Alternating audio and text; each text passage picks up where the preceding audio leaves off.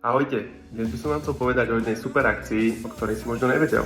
Ak áno, tak si mal šťastie. Táto akcia sa volá Kongres obkladačov a za mňa je to taký malý festival pre obkladačov, akorát, že namiesto hlavného stageu, kde hrajú nejakí hudobníci, tí zástupcovia firiem prednášajú svoje produkty, napríklad Mapei, Schlitter, Akemi a rôzne iné značky, ktoré tu skrátka môžeš nájsť. Predstav si, je to niečo ako workshop, akurát, že namiesto bežných dvoch značiek, ktoré ti vysvetľujú ich produkty, tu máš tých značiek asi 30 a vieš si vybrať, kde, čo, v akom stánku budeš pozerať. Máš možnosť vyskúšať si všetky možné náradia, flexky, rôzne kotúče, prísavky pochytať, ktoré by ti sedeli do ruky. Môžeš si vyskúšať rezačky na veľkoformát. Môžeš si vyskúšať, ak si ešte nerobil s epoxidom, tak epoxidy. Zástupcovia týchto značiek ti všetko ukážu, vysvetlia, dohodne sa s nimi, kde to vieš vlastne odoberať.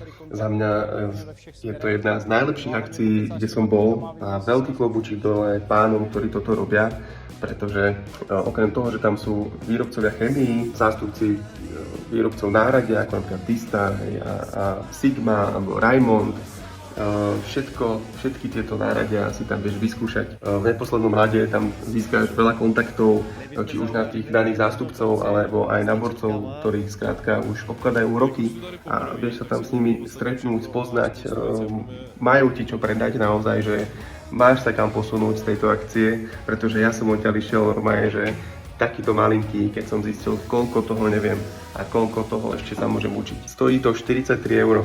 Až za mňa, za tých smiešných 43 € získaš také know-how, ktoré sa ti v tvojom podnikaní vráti na 100-násobne. Takže lístky síce ešte nejsú, lístky budú v predaji až v januári, ale ja ťa o tom určite budem informovať, takže ma sleduj. Ja tam určite nebudem chýbať. Nemal by si ani ty, ak sa chceš nikam posúvať. A ešte v neposlednom rade výťažok z tejto akcie ide na charitu.